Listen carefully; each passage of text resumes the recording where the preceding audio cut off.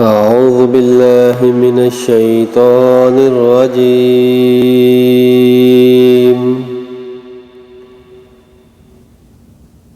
بسم الله الرحمن الرحيم.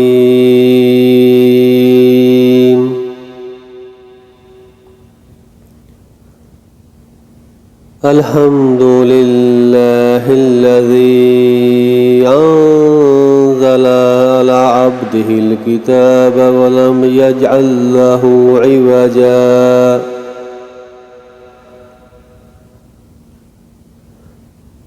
قيما لينذر بأسا شديدا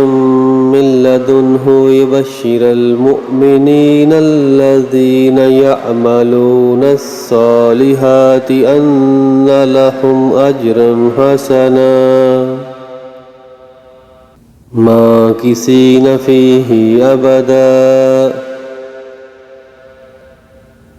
وينذر الذين قالوا اتخذ الله ولدا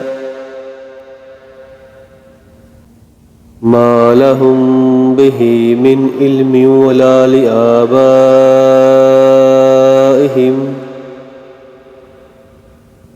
كبرت كلمة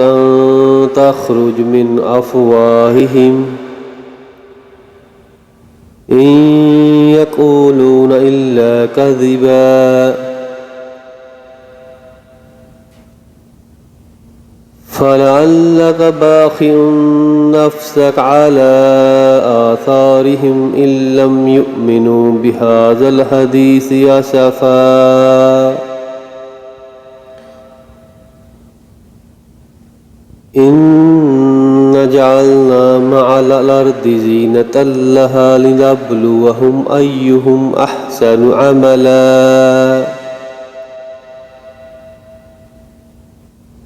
إن لجاعلون ما عليها صعيدا جرزا أم حسبت أن أصحاب الكهف والرقيم كانوا من آياتنا عجبا إذ أوى الفتية إلى الكهف فقالوا ربنا آتنا من لدنك رحمة وهيئ لنا من أمرنا رشدا صدق الله العظيم.